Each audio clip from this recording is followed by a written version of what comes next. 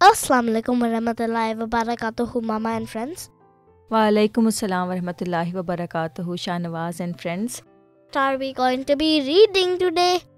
शाहनवाज और हमारे दोस्त जो सुन रहे हैं, जैसा कि आप जानते हैं कि हमने ये किताब सोचने की बातें शुरू की हुई है, जिसमें छोटी छोटी कहानियाँ हैं और इसका लिंक हमने प्लेलिस्ट का डिस्क्रिप्शन में लिखा हुआ है। अगर आप चाहें तो बाकी की कहानियाँ वहाँ से सुन सकते हैं।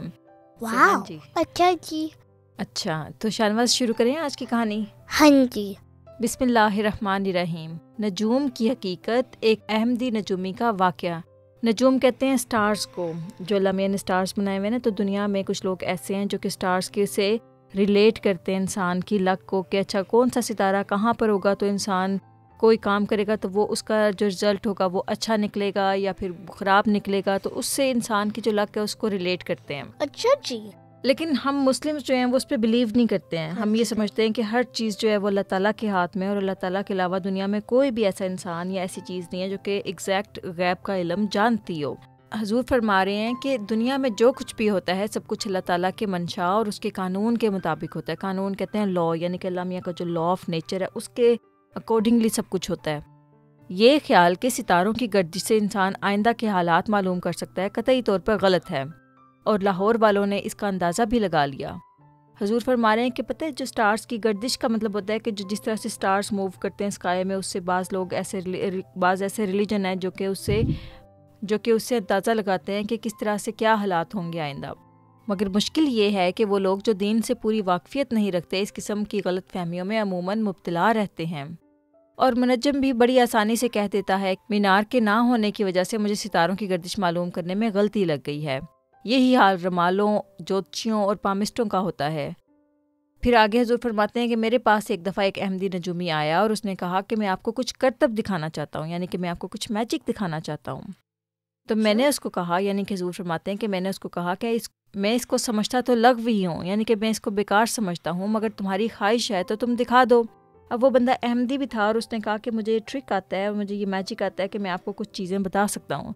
तो हजूर को तो पता था कि हर चीज़ अल्लाह मियां सबसे बेहतर जानता है और कोई इंसान जो है तब तक नहीं जान सकता जब तक अल्लाह ताला ना बताए। तो हजूर ने उसको कहा कि मैं तो इन सब चीज़ों को बेकार समझता हूँ और ऐसी टाइम पास समझता हूँ, लेकिन बेकार यानी कि यूज़लेस समझता हूँ, लेकिन अगर तुम्हारा ये विश है कि तुम मुझे दिखाना चाहते हो कोई करतब तो दिखा दो। तो उसने कहा कि मैंने ये बात आपसे इसलिए कही है कि मैं ये चाहता हूँ कि मुझे ये फ़ख्र हासिल हो जाए कि मैंने भी आपके सामने अपने फ़न का मुज़ाहिरा किया है। उसके बाद उसने कहा कि आप अपने दिल में कोई फ़ारसी का शेर रखें। तो उसने कहा कि आप अपने दिल में कोई पर्शियन जो पोएम है उसको आप सोचें।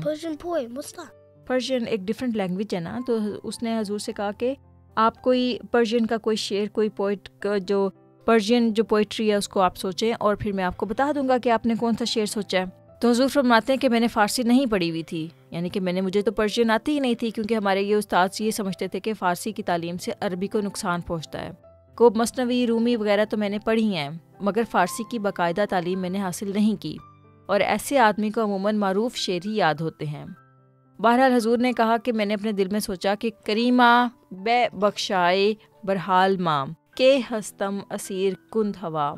उसने एक कागज़ मेरे सामने रख दिया जिस पर यह शेर लिखा हुआ था। अब हजूर ने तो ये शेर अपने दिल में सोचा था ना, जो भी पोएम थी, लेकिन उसने मैजिकली क्या किया कि वो पेपर एक हजूर के सामने ले और कहा कि ये शेर आपने सोचा था, और एग्जैक्ट वो वही पोएम थी। उसके बाद उसने कहा कि अच्छा आप 1 से 10 तक कोई हिंसा अपने दिल में सोच लें। तो हाँ जी, मैंने 7 का हिंसा सोचा और उसने एक कागज़ उठाकर मुझे दिखाया जिस पर लिखा हुआ था कि आप 7 का हिंसा सोचेंगे।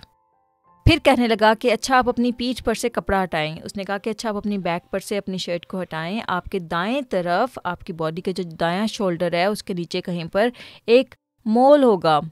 तो मैंने मोल एक छोटा सा दाना होता है, जैसे ना निशान होता है बॉडी पे, उसको कहते हैं कि टैग होगा।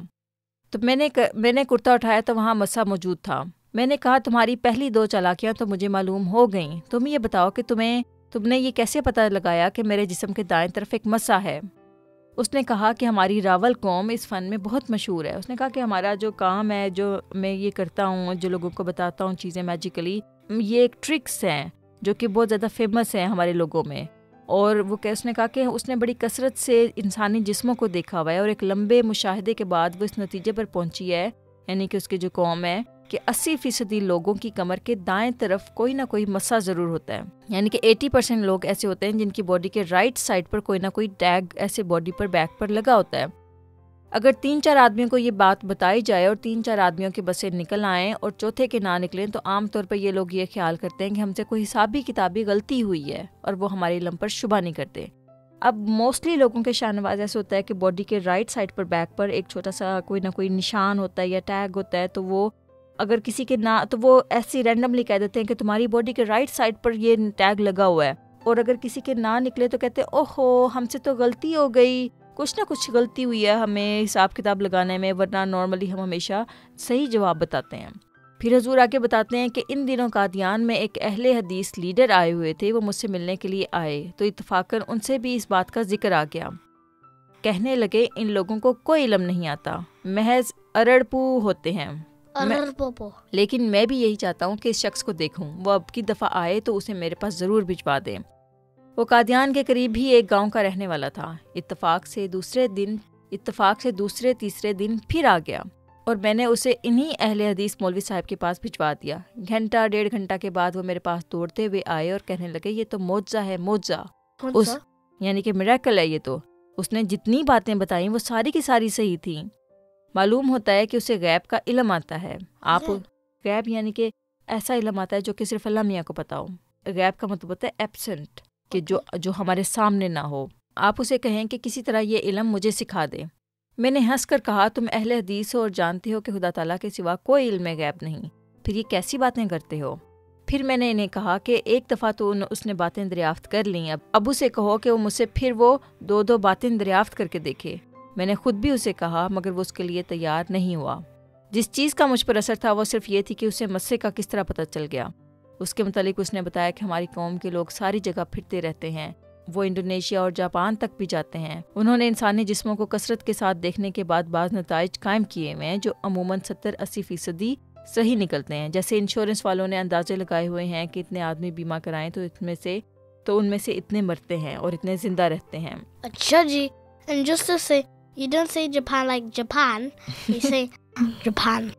اچھا, تو آگے حضور فرما رہے ہیں کہ جیسا کہ انشورنس والوں نے اندازے لگائے ہوئے کہ اتنے آدمی بیمہ کرائیں تو ان میں سے اتنے مرتے ہیں اور اتنے زندہ رہتے ہیں. چونکہ 70% لوگوں کا مسا نکل آتا ہے, اس لیے 30% لوگ یہ سمجھنے لگ جاتے ہیں کہ یہ جانتے تو سب کچھ ہیں مگر معلوم ہوتا ہے کہ حساب میں ان سے کوئی غلطی ہو گئی ہے. اب شاہ نواز اس ساری کہانی کا مطلب یہ ہے کہ حضور فرما رہے ہیں کہ دنیا میں ایسے بہت سارے چال باز, مکر کرنے والے اور ٹرکس کرنے والے لوگ ہوتے ہیں جو لوگوں کی عادات کو مشاہدہ کرتے ہیں اور ایک لمبا عرصہ ان کو آبزرو کرنے کے بعد وہ کچھ چیزیں نکالتے ہیں جس سے ان کو پتہ چل جاتا ہے کہ کون سا انسان کس مزاج کا اور وہ کون سا انسان کیا کر سکتا ہے اور اس کی باڈی کیسی ہوگی یا کیا وہ چیزیں فیوچر میں کر سکتا ہے. اس حساب سے وہ پریڈکٹ کر دیتے ہیں. اچھا, تم فیوچر میں اگر مثال کے طور پہ کوئی انسان جو ہے میڈیکل کی پڑھائی کر رہا ہو تو کہ آپ اگر اس کو کہہ دیں کہ تم ڈاکٹر بنو گے تو ظاہر بات ہے چانسز تو یہی ہے نا کہ وہ آگے جا کے ڈاکٹر بنے گا, ہے نا. ہاں جی, he can never even tell about me. وہ لوگ آپ کی انرجی کو ریڈ کرتے ہیں, وہ آپ کی عادتوں کو ریڈ کرتے ہیں, اس کے بعد وہ بتا دیتے ہیں کہ اچھا تم یہ کرو گے, آئندہ تمہارے ساتھ یہ ہوگا. لیکن حضور فرماتے ہیں کہ ہمیشہ اس چیز کو یاد رکھنا کہ ایسی سب چیزیں بکواس ہیں اور لغو ہیں, بیکار ہیں, اور حقیقی غیب کا علم صرف اور صرف اللہ تعالیٰ کے پاس ہے, اور اللہ تعالیٰ جب تک نہ چاہے وہ کسی کو غیب کا علم نہیں دیتا. تو امید ہے کہ ہمارے دوستوں کو آج کی یہ کہانی پسند آئی ہوگی, اور ہمیشہ یقین رکھیں کہ غیب کا علم جو ہے وہ صرف اور صرف اللہ تعالیٰ کے پاس ہے اور کسی کے پاس نہیں ہے جب تک اللہ تعالیٰ نہ چاہے. تو انشاءاللہ ہم اس کتاب کو آنے والی ویڈیوز میں کنٹینیو کریں گے. تب تک کے لیے واحد کا ہوں دل دادا اور واحد میرا پیارا ہے,